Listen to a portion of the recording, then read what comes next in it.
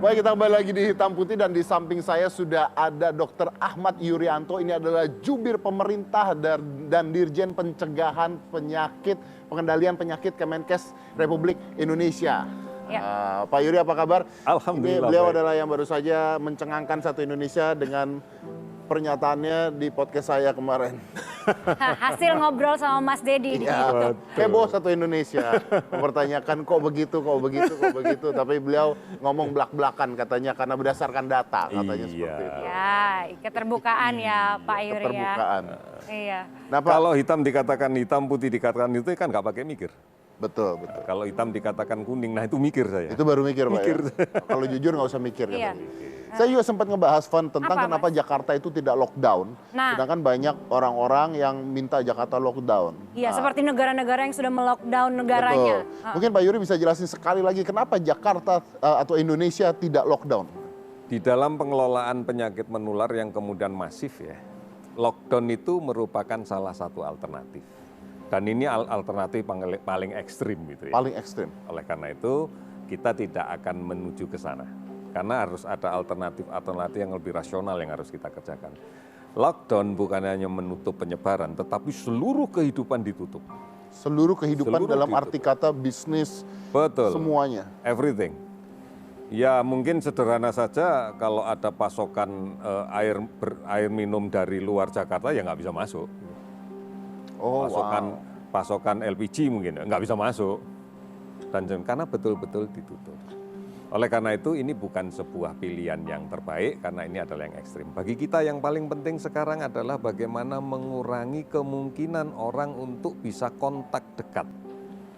Social distancing. Kemudian hindari kerumunan. Dikurangi orang yang berada di tempat-tempat umum. Misalnya bekerjalah dari rumah. Ya. Belajarlah dari rumah.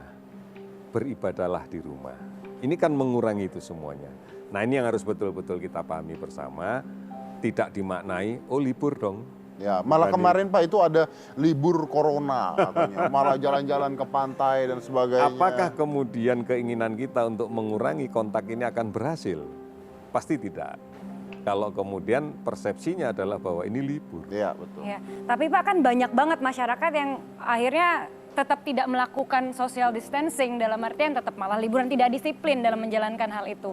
Jadi efektif apa tidak? Ah, Ya, efektif apa di enggak? dalam proses untuk merubah sebuah budaya itu investasi yang abadi yang kita butuhkan waktu kan. Pelan-pelan. Saya yakin sebagian besar sudah banyak yang tahu. Hanya sedikit yang belum tahu. Jadi kita tidak usah membuat judgement bahwa ini tidak efektif, ini tidak berhasil. Tidak berhasil kok. Berhasil kok. Karena memang udah banyak juga yang melakukan. Kemarin saya sempat ngobrol juga dengan Pak Yuri, karena kalau lockdown itu menurut beliau kita tidak melihat dari sisi sosialnya, dalam pengertian bahwa mungkin masyarakat Indonesia juga belum siap. Karena artinya kalau pasokan makanan tidak ada dan semuanya bisa panic buying, bisa ada rusuh, bisa penjarahan dan sebagainya gitu. Betul.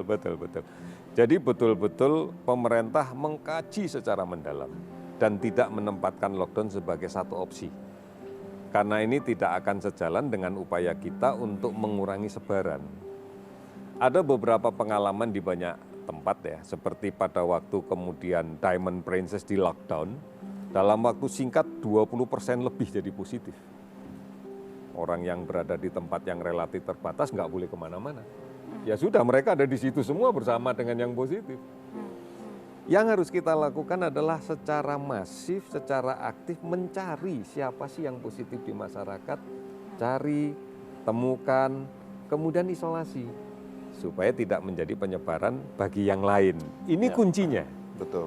Jadi bukan kemudian menutup suatu tempat, menutup tapi nggak dicari ya sama saja. Saya ngelihat juga ada berita Pak dari salah satu pejabat negara juga, mantan pejabat negara yang mengatakan bahwa ini tuh 200 orang yang sudah kena itu dari tes 1.000 lebih katanya. Karena kita tidak ngetes semuanya dan tidak mampu untuk ngetes semuanya. Sebenarnya kalau kita lihat bukan 1.000 lebih ya, sudah 3.000-an. Udah 3.000-an 3.000-an yang kita tes itu. yang kita tes. 3.000-an. Oke. Nah, bukan hanya 1.000, 3.000-an lebih. Oke, yang tapi artinya kan sebenarnya kita tidak tahu sampai saat ini tidak ada negara termasuk Indonesia yang tahu secara jelas siapa saja yang sudah kena. Yes.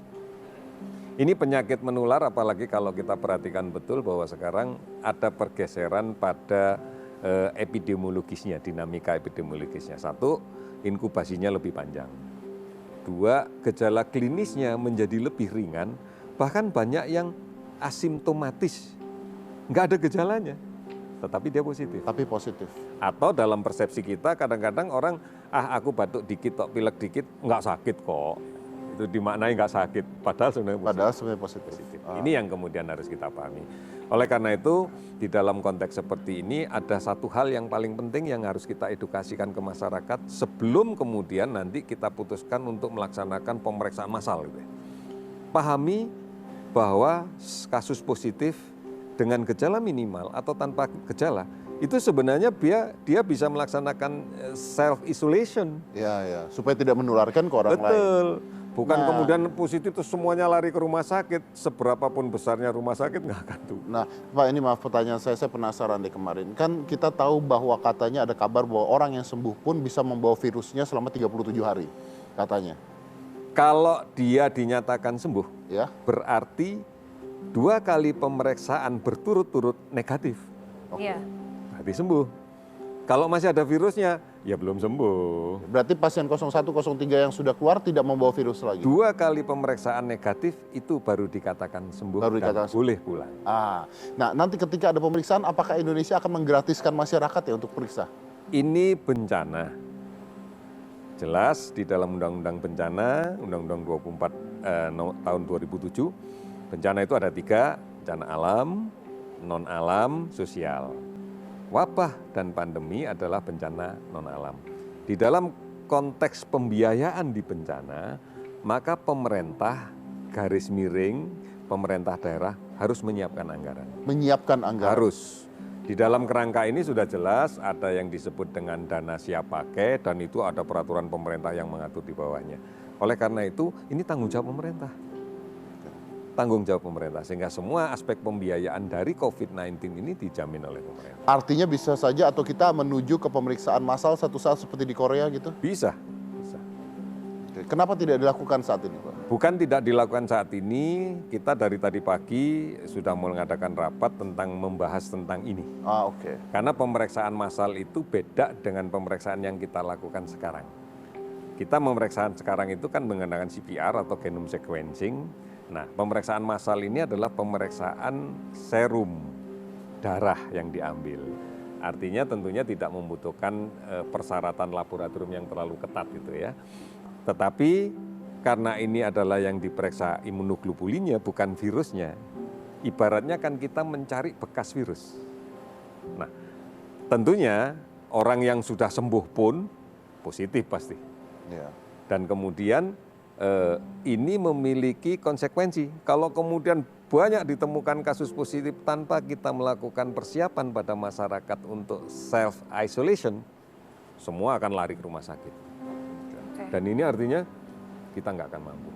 Nah kalau untuk sekarang ini boleh nggak sih Pak orang secara umum gitu misalnya udah ngerasain gejala batuk kah atau demam atau apapun salah satu di antara itu terus walaupun tidak berkontakan langsung dengan orang yang positif kena virus corona ini boleh nggak kita tes aja deh gitu? Ya, ada mekanisme yang harus dipatuhi. Siapapun yang merasa badannya nggak enak harus ke dokter dong untuk berkonsultasi.